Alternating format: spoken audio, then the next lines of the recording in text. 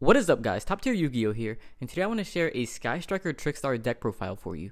And so this deck is by far the best deck of the format, and so if any of you are interested in playing it, this list is going to be a really good place for you to start. But if not, then this is going to show you what those decks are playing so that you can prepare against it. So learning all the ins and outs of the deck, some of the different tech choices, I think this is going to be a good deck profile for everybody.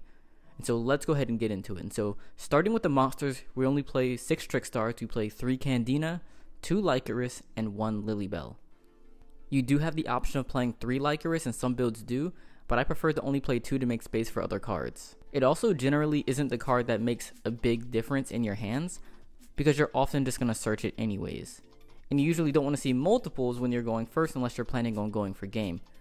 For the hand traps, we only play 3 Ash Blossoms and 3 Droll and Lockbirds. I think this is pretty much all you need for the current format. These are the best 6 hand traps. Everything else sort of is good in certain situations, and you never want to have a situationally good card in a diverse format, because you don't want to, for example, have like a Ghost Ogre and then play the mirror match, because Ghost Ogre doesn't do anything in the mirror match. Or same with like Effect Veiler or Ghost Bell. Like those cards don't do everything in every matchup, and so you don't want to have them in the wrong matchup. And so it's better to only play these 6 in my opinion, because that gives you the best consistency, while again giving you space for other cards to solve more of your deck's issues. If your deck needs more defense, again there are other options. But for this deck, I didn't think it was a problem. And so that's it for the monsters. We only played those 12, the 6 Trickstars, and the 6 hand traps. Pretty balanced. For the spell cards, we play 25 of them. We play 3 Light Stage, 3 Terraformings, 3 Striker Mobilize Engage, and 3 Striker Mecha Hornet Drones. These 12 cards make up the core of your engine for the most part. These are what are going to get you to most of the other cards in your deck. And these are incredibly important to most, if not all, of your plays. Especially Hornet Drones. So we're going first or going second, Hornet Drones is a card that you always want to see. When you're going first, it's going to help you make some link plays, such as making SARYUJA Skuldret to draw into a new hand, potentially drawing into more defense, more hand traps, maybe even scapegoats. Or when you're going second, it's going to pretty much give you free monsters and help you set up your OTKs. Then for the Striker utility, we're playing 1 Widow Anchor, 1 Afterburner, and 1 Jamming Wave. I think you definitely have to play Widow Anchor and Afterburner. Both of those are of the utmost importance for an extra layer of defense and then a way to clear your opponent's boards. But Jamming Wave, I think, is sort of down to player preference. I don't think it's necessary right now, because not many decks are playing like set back row that isn't chainable. Most of the back row that decks are chaining are going to be, most of the back row decks are setting are chainable. And so like you can hit a set Reincarnation, but then they'll just chain the Reincarnation. Or you can target a set Scapegoat, they'll just chain the Scapegoat, or the Shared Ride, or the Called by the Grave, or whatever it is, they'll just chain it usually. And so it's very rare that you're actually hitting something too useful, but it does come up sometimes, especially when you know what that card is, or when you lock something down with Light Stage and you just need to get rid of it, or also just using that second effect to clear monsters. And so I do really like Jamming Wave. However, another option would be just a second Afterburner, which is something I do find myself wanting from time to time. So Jamming Wave is, I think, player preference. You could play another Afterburner, another Widow Anchor, or even another card altogether. Then we have 3 Scapegoats, one of the best cards in the deck for sure. It's just such a huge tempo swing when you can resolve this in your opponent's end phase and just get 4 link materials and start just going ham. Because usually you're going to start summoning your Nightmares, which are going to let you draw into more cards as well. You're making Goblin for extra normal summons, which with Candina is absurd. You're discarding Reincarnations. It just really almost always leads the game. Like I think almost every game you resolve a Scapegoat in the end phase, unless your opponent has tons of defense set, it's going to be game. Because you're going to Light Stage hit some back row, Nightmare Phoenix hit back row, and then still be able to make more plays. Incredibly powerful card.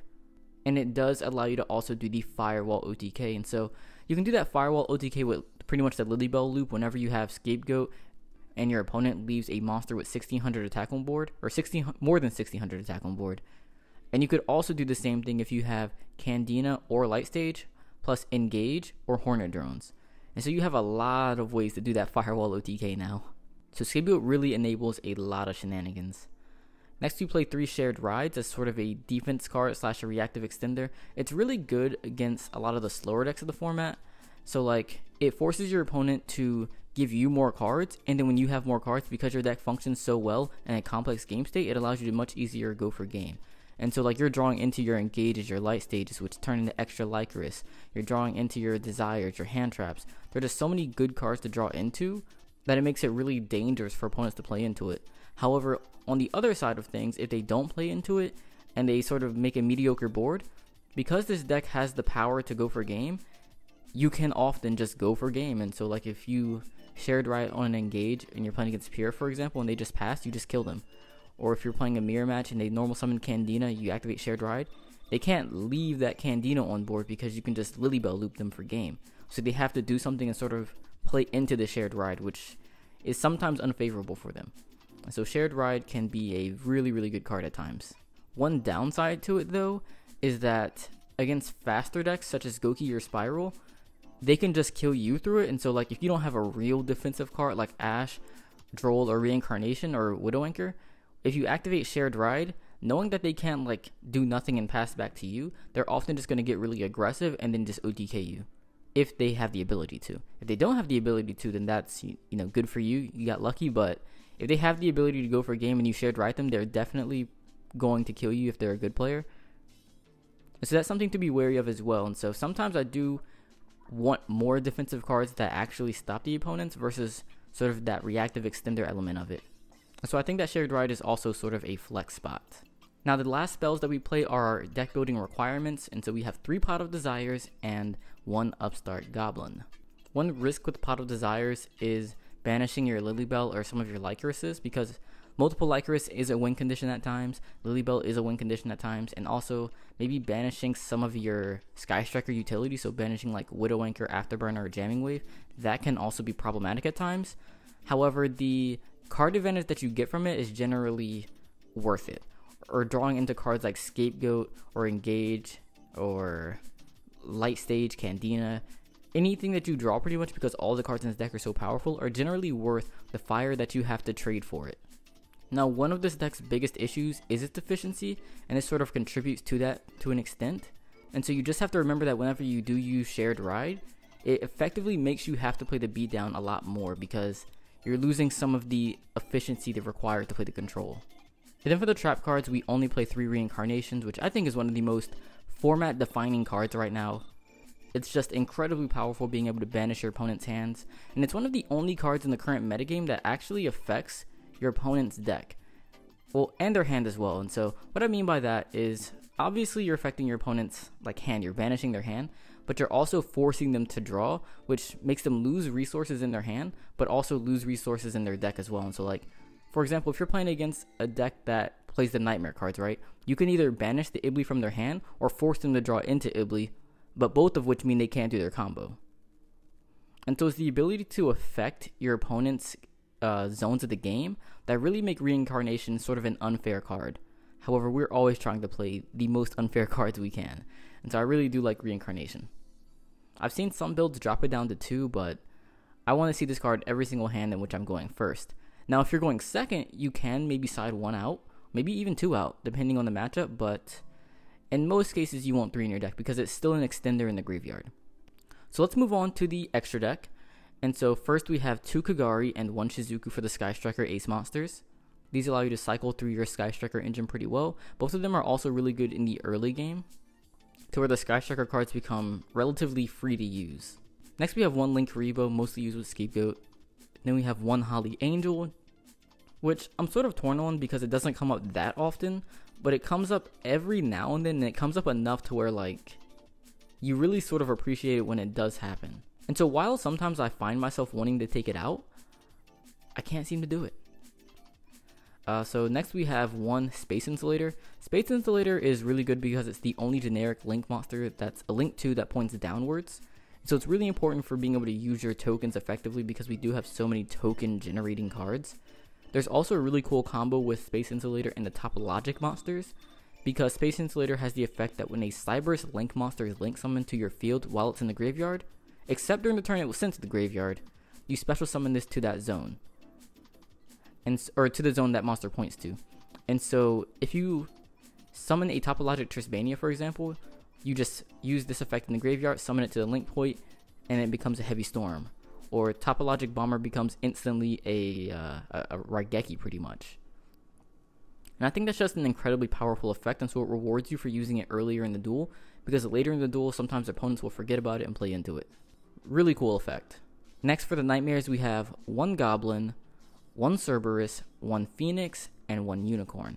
All of these are amazing. Like, Goblin is really important for the Firewall loop, so you usually would do that with Candina and Light Stage, with Engage or Hornet Drones if your opponent leaves a monster with enough attack on board. So use Goblin for that, but you can also make it like anytime you want to, really. But then the other nightmares come up usually when you're making Scapegoat plays, and the discard effect is actually pretty useful because you can discard Reincarnation, and so you can summon Candina, search Reincarnation, and then we start linking away into nightmares. You would discard the Reincarnation and then special summon back the Candina to start getting more and more link materials. So on top of having really good effects, they also have a bit of synergy. And it's really the utility from the nightmares on top of the topologics and link 4s, plus that main deck utility you're getting from the Trickstars and Sky Striker engines that allow this deck to handle so many different scenarios and make it such a difficult deck to deal with. Next we have 1 Topologic TRISBAENA, which is one of my favorite cards in this deck because it really punishes your opponent for playing around Reincarnation. And so Reincarnation is a card, obviously it banishes your opponent's hands. And the clear way of playing around that is to set the cards in your hand. And so most opponents will first start setting all of their spells. But if you have Topologic TRISBAENA on board, what you can do is when your opponent starts setting spells, it's important to sort of read how many they're going to set. But what you're going to do is activate the effect or special summon to its link point and then activate the effect. And then you just banish all the cards that your opponent just set. And so that's just so hard. Like, how do you play around that? So say, for example, you have TRISBAENA on board with Reincarnation Droll. How does your opponent play around that? Like, what can they do? Like, you banish their hand, banish their field. Like, it's an auto, and it's just such a powerful card. On top of being able to burn, which this deck does often and does well. So definitely a lot of synergy with Topologic TRISBAENA. But that's not the only Topologic monster that Trickstars have synergy with. They also work really well with Topologic Bomber Dragon, which has a similar effect to where if you special summon to a link point, then it destroys all of the monsters on the board, whereas TRISBAENA banishes all the spells and traps. And so Topologic Bomber Dragon is really cool because you can also use Reincarnation to trigger it. So you can use Reincarnation, you can use Hornet Drones, you can use Scapegoat. There's so many different ways to trigger the effect that it gives you an extra layer of defense on top of your Widow Anchor, your Reincarnations, and your hand traps. And then again, like TRISBAENA, the burn effect does come up. Like, I was playing a game last week, for example, and the opponent had an Ultimate Falcon on board because I destroyed Awaking the Dragon, unfortunately. And my opponent only had 3,000 life points. And so what I did, or what I should have done, was crash Topologic Bomber Dragon into their Ultimate Falcon to deal that 3,000 damage per game. So that effect comes up pretty often, especially with these time rules, which I guess aren't new anymore, but it's important to be able to deal quick damage, and Topologic monsters let you do it. Then for the rest of the link 4s, we play 1 BORRELOAD, 1 SARYUJA Skull Dread, and 1 Firewall Dragon. Firewall Dragon is important for the Lilybell loop. If you guys are interested in how that combo works, I will put a link to that in the top right corner of the screen, where I do show how it works with Scapegoat. In the near future, I am going to make another video with how it works with the Hornet Drones. Then SARYUJA Skull Dread, there's also a really cool combo with Hornet Drones Candina. That's generally a solid first turn play for this deck. Like, you normal summon Candina, search and summon Lilybell after already using your Hornet Drones to have KAGARI plus another Hornet Drones token. And so you have KAGARI, token, Candina, Lilybell. That's 4 different monsters. You summon Skull Dread, draw 4 cards, fix your hand, shuffle some bricks back. Well, you don't really have bricks in this deck, but draw into like your Scapegoats, your Desires, your Shared Rides, Reincarnations, all that good stuff. Set them, and then prepare to beat your opponent next turn. And then finally, BORRELOAD Dragon. And BORRELOAD is something that I'm sort of conflicted on in this current format because there aren't really many monsters to use it on. Like, this format isn't defined by big monsters or even big untargetable monsters. And so if there's a monster in your way, just use Afterburn or use Jamming Wave. So it's really rare that there's a monster that you can't deal with your other cards, like where BORRELOAD is the only out. And I think the only time it really comes up is against the Nightmare boards, where they're going to have like all the things that are protected by nightmares. But even then, they're probably going to have like Trigate, so they're not going to just let you make a BORRELOAD, or they're especially not going to let you just use BORRELOAD's effect. They'll just negate it. And so it's not the best card, I don't think, right now. And I think like most of the time it comes up to maybe out an opponent's BORRELOAD, but most opponents aren't even making BORRELOAD because you're playing Trickstar. So what do they need to make BORRELOAD against you for? And so it's sort of an enigmatic card, I think, but it's in here. It's sort of a flex spot, I think. I think it's a card that you could take out for something else if you think of something better. Like if you decide to play Gamma and Driver, what you could do is take it out for an Omega. I think it's a card that you could very easily take out and never miss. Or if you want to play a Mermaid for more Nightmare plays, or in case you get Ibly, if you play in an area with a lot of Gokis and Spirals, that could be a solid thing as well. But that's it for the extra deck. Let's move on to the side deck, where we have 3 Raw Sphere modes being the only monster, 3 evenly match, all 6 of those being very useful against faster high ceiling decks such as Goki and Spiral, but evenly match also being really good against pure Sky Strikers or a lot of rogue decks like Altergeist. And so it deals with monster boards and spell and trap boards. Then the next 6 cards also are good for dealing with spell and trap decks, or mostly trap decks. And so I like Hey True Nate a lot for pure Sky Strikers because it deals with all of the set cards. And so a lot of times you only get one shot with Widow Anchor and you don't want to search a Afterburner or Jamming Wave. So you gotta, they have like maybe 2 or 3 back row and you gotta hit the one Widow Anchor. Or sometimes there's 2 Widow Anchors and it's not always possible, but you need your Candina to resolve. Well, Hey True Nate is the perfect card for that. In the mirror, it forces Scapegoats, it forces all the stuff that they might set preemptively, which is important because I'd rather have them activate a Scapegoat in my main phase 1 than activate it in my end phase, because at least in your main phase 1 you have a chance to deal with it. So Hey True Nate is just a really cool card. Then we have 2 Twin Twisters, and so they do serve similar purposes, both for clearing back row. However, Twin Twisters it's a quick play spell, and so it does have advantages in that regard. So I think it's better in the mirror match because it allows you to chain to Reincarnation to get things in graveyard, so they don't get banished. And so, for example, if you have like Engage, Hornet Drone, Twin Twister in hand, for example, and your opponent plays Reincarnation, what you can do is activate Twin Twisters, discard Engage, chain Hornet Drones, and then like you get Reincarnated or whatever, assuming you don't get Drolled, by the way. But then what you can do is use that Hornet Drone token to link into KAGARI and add back the Engage. And so there are a lot of scenarios like that to where moving cards from your hand to the graveyard is really valuable, but also the fact that it deals with not only face down cards, it deals with face ups. And Light Stage is a card that you need to deal with a lot because it's just such an absurd card. You cannot leave it on the board because it prevents you from using your back row. And so I do really like Hey True Nate in the mirror, or not Hey True Nate, but I do really like Twin Twisters in the mirror match, as well as against decks like Sky Strikers, where they're setting a lot of back row, you know what they are, and you need to deal with them. Or hitting cards like Multi-Roll in Area 0. Or against decks like Altergeist or real trap decks, which aren't really good right now, and you should beat them anyways because they're just like worse decks, but in case you do play them, Twin Twisters is an answer. And now another answer to decks that may play Floodgates is Infinite Impermanence. And this is a card where I don't think it's that good in the current format. Like, most of the time you activate it, it's just going to be a -1, especially when you activate it from the hand. However, it is really useful for dealing with continuous cards. And so dealing with multi-rolls, dealing with floodgates, dealing with, you know, just random things that are on the field. I really think that it comes up pretty often. So I do like to side it in as an extra hand trap against faster decks like Goki or Spiral. But I also like it against slower decks to where they're going to have a lot of cards on field, such as pure Sky Strikers, where you can negate a KAGARI and a multi-roll. So it's really the versatility of Impermanence that I like. It's just useful in a lot of scenarios. And so if we think of all the ways this deck can deal with Floodgates, we have Twin Twisters, we have Impermanence, we have Phoenix, and then we have Afterburner. So a lot of ways to deal with Floodgates, or just spells and traps in general. And then the final 3 cards in the side deck are 3 Mind Crushes. And I really like Mind Crush in the mirror and in against faster decks because, again, like I mentioned with Shared Ride, is that while it can be sort of a pseudo defensive card, if the opponent has a good enough hand, sometimes they can just kill you through it. And Mind Crush is sort of a card that you activate in very similar scenarios, but usually you're going to prevent your opponent from being able to kill you with it. So like being able to hit their Candinas, their Engages, whatever cards they're searching, and like the Goki thing, like hitting their rematch, actually hitting a Super Agent or any other Spiral card they're searching can oftentimes be really good. But on top of that disruption, the information that you can gain from it is just so valuable. I mean, it's hard to put a price or a cost or a value on information within this game, but it's very important to know the cards that your opponent is playing, especially if you can do it in game 2 and then play a game 3. So like knowing what cards are in your opponent's deck for that game as well as the next game is really useful. But anyways, guys, this has been my Sky Striker Trickstar deck profile. I hope you enjoyed it. I hope this showed you a lot about the deck, maybe some different tech choices, some different cards that can be played.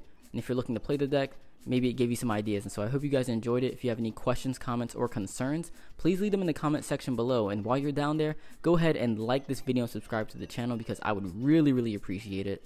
And as always, I will see you guys in the next video.